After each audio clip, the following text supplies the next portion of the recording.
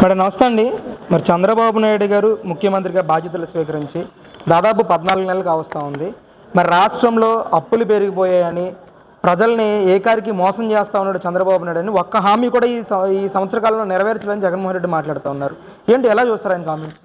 ఈరోజు అయితే ఆ రోజు అమ్మఒడి ఇస్తానని చెప్పి ఒకరికే ఇచ్చి తగ్మా పిల్లలందరినీ పడుకోబెట్టాడు, ఇంట్లో ఉండండి మీరు చదువుకు పనికిరారని. అలాంటి జగన్మోహన్ రెడ్డి ఈరోజు మాట్లాడితే అసలు సిద్ధుశుద్ధి ఉంటే ఆ గాలిలోని వాళ్ళు కూడా గెలాలి కదా, వాళ్ళు గెలలేదు. ఈరోజు జబర్దస్త్ ఈరోజు పవన్ కళ్యాణ్ని అంటుంది ఇప్పుడు మేకప్లు వేసుకొని షూటింగ్లు తీసుకుంటున్నారని. మా కూటమి నాయకులు ఎవరినైనా విమర్శించే ముందు ఒకసారి జాతీయ నీతి వాళ్ళకు ఉండాలి. మా నాయకులు కాదు, మా నాయకులకు ఉన్నాయి. ఉండబట్టే కార్యకర్తలు వాళ్ళు పట్టుకొని తిరుగుతున్నారు. ఎందుకంటే వెన్నుపూస దన్ని ఎలా ఉంటుందో అలాగ ఉన్నాం వెన్నుపూసను పట్టుకొని చంద్రబాబు నాయుడు గారిని 53 రోజులు అరెస్ట్ చేసేటప్పుడు బాబు గారు అభిమానులు ఎంతమంది ఉన్నారో, బాబు గారు అంటే ఇష్టం అంటే ఎంతమంది, ఈ రాజకీయం కావాలని పిల్లలు తల్లులు అందరూ రోడ్డు ఎక్కారు.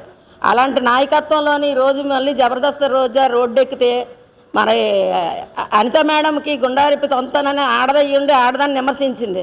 అలా గుండారిపి తొంతనని మాట మటుకు మాకు అందరికీ కూడా కోపం ఉంది. కానీ మేడము ఈ రోజు వరకు మాకు ఆ విషయం మీద ఏమీ చెప్పలేదు. అందుకే మేము ఎవరు ఏమి అనలేకపోతున్నాం. అలాగే మా లోకేష్ బాబు గారిని పప్పు అన్నందుకు పప్పు కాదు మీకు పప్పు తినిపించే లోకేష్ బాబు తయారయ్యాడు. ఎర్ర బుక్ అంటే ఎందుకు జడిచిపోతున్నారు? మీరు తప్పులు చేయబట్టే. రెడ్ బుక్ అంటే మీరు జడుస్తున్నారు. లేకపోతే మీరు తప్పులు చేయకపోతే మీరు జడరు కదా.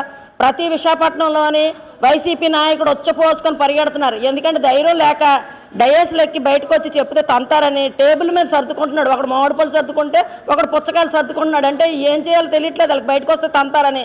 కార్యకర్తలు ముందు టచ్ చేసి చూసి తర్వాత నువ్వు నమ్మ నాయకులు విమర్శిస్తే బాగుంటుంది. కానీ జబర్దస్త్ రోజు ఇదే కాదు, ఎప్పుడు కూడా నీకు ఒకటే చెప్తున్నావు, టీడీపీలో నుంచి వెళ్ళావని కొంచెం మాకు సింపతి ఉండేది, ఆ సింపతి కూడా పోగొట్టేసుకున్నావు. నువ్వు దయచేసి నువ్వు ఎవరినైనా విమర్శించే ముందు నువ్వు ఒక తల్లివి ఒక చెల్లివి కాబట్టి నువ్వు అర్థం చేసుకొని నువ్వు నీ నాయకుడిని పొగుడుకో, లేకపోతే భుజాలు వేసి ఎత్తుకొని తిరుగు, నువ్వు మాకు అనవసరం.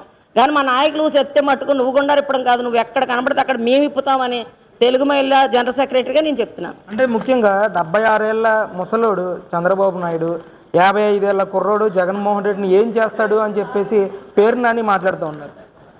ఏంటి చంద్రబాబు నాయుడు గారి గురించి అనుకుంటే ఈ వయసుతో పోల్చుకుంటే మా బాబు గారు ఎప్పుడు కూడా మాకు 15 సంవత్సరాల కుర్రోడే.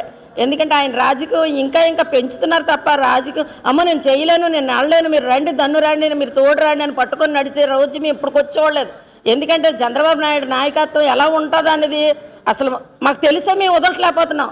మేము మా చిన్నప్పుడు 85లో ₹2 సభ్యత్వం చేసుకుని ఈ రోజు వరకు కూడా ఈ పార్టీని నమ్ముకొని ఉన్నాం. మంచి అయినా సుఖమైనా నష్టమైనా ఈ పార్టీ కావాలని.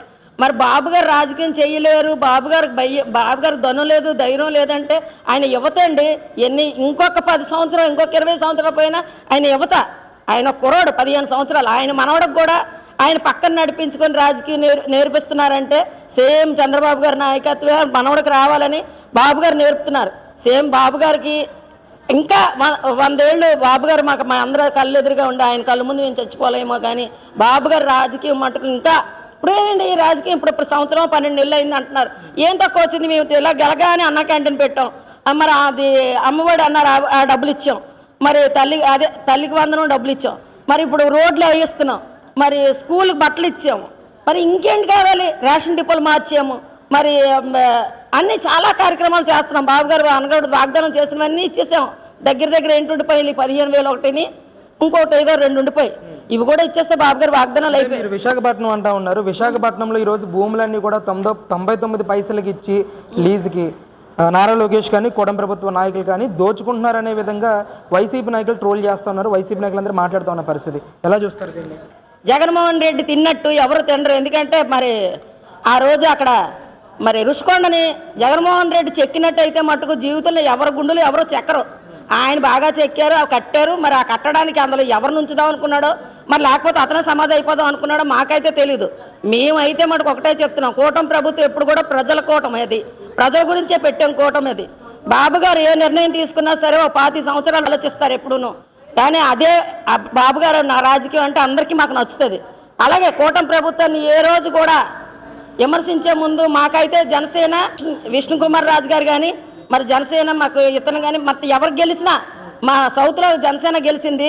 మరి ఆ రోజు జనసేన గెలిచేటప్పుడు రాజకీయం మీరు చెయ్యండి అమ్మా, మీరు ఆయనతోనే గెలాలి, ఆయనే మరి మీకు రాజకీయ మీకు గురువు కింద పంపిస్తున్నాం, మీరు అతనే చేయండి అంటే మేము అనుకున్నాం ఇదేంటి మేము జనసేన కాదు కదా మేము ఎలా గెలిపించుకుంటామంటే అప్పుడు మాకు నాయకుడు ఒకడు మా ఉప్పు తిని మా పాలు తాగి రొమ్ము గుద్ది వెళ్ళిపోయిన నాయకుడు ఒకటి తయారయ్యాడు. అప్పుడు అవి వెళ్ళిపోయాడు మా దగ్గర.